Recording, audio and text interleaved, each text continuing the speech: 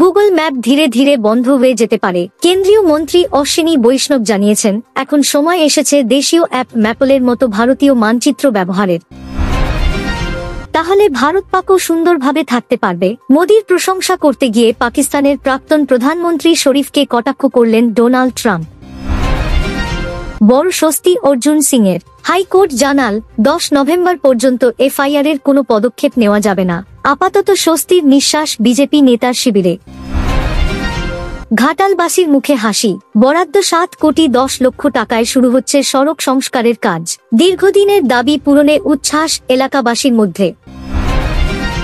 দুর্গাপুর কাণ্ডে বিজেপির ধর্নার অনুমতি চেয়ে হাইকোর্টে আবেদন। অন্যদিকে জমায়েত সরাতে আদালতের দ্বারস্থ মেডিকেল কলেজ কর্তৃপক্ষ।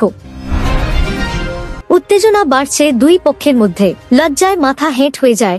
আফগান বিদেশমন্ত্রীর মন্তব্যে ক্ষুব্ধ জাভেদ আখতার। টুইটে প্রকাশ করলেন তীব্র ক্ষোভ।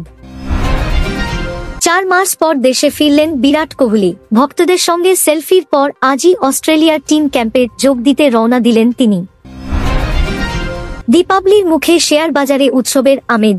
এলজি কোম্পানির আইপিও প্রথম দিনেই 50% লাভে শুরু করেছে ট্রেডিং। বিনিয়োগকারীদের মুখে হাসি। দুর্ঘটনায় আহত হলে এখন পাওয়া যাবে ক্যাশলেস চিকিৎসার সুবিধা।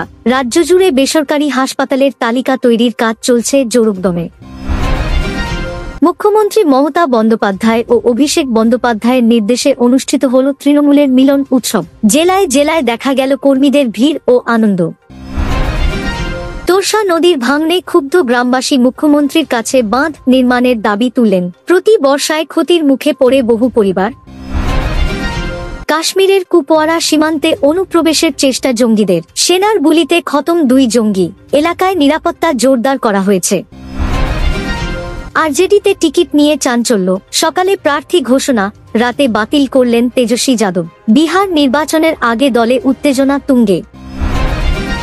কালীপুজোয় বন্ধ থাকছে নৈহাটির 1 নম্বর প্ল্যাটফর্ম। দর্শনার্থীদের সুবিধার জন্য বিকল্প পথ তৈরি করছে রেল কর্তৃপক্ষ। নতুন সমীকরণে সরগরম রাজনীতি। ট্রাম্প নোবেল পুরস্কারের যোগ্য। শান্তি চুক্তি সম্মেলনে এমন মন্তব্য করলেন পাকিস্তানের প্রধানমন্ত্রী শাহবাজ শরীফ। ছত্তিশগড়ে মাওবাদীদের হাতে খুন বিজেপি নেতা। চিঠিতে মাওবাদীরা দাবি করেছে, পুলিশের সঙ্গে যোগাযোগ রাখার শাস্তি হিসেবেই এই হত্যা। দুর্যোগে বিধ্বস্ত উত্তরবঙ্গে আজ মুখ্যমন্ত্রী মমতা বন্দ্যোপাধ্যায় পৌঁছলেন সুখিয়াপোখরিতে।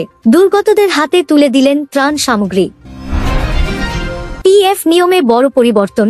এখন থেকে নিজের অ্যাকাউন্ট থেকে তোলা যাবে 100% টাকা। আগের তুলনায় প্রক্রিয়াও আরও সহজ। ফারাক্কা ব্লক হাসপাতালে অ্যাম্বুলেন্স না পৌঁছানোর ঘটনায় চাঞ্চল্য। গাফিলতির তদন্তে নেমেছে স্বাস্থ্য দপ্তর।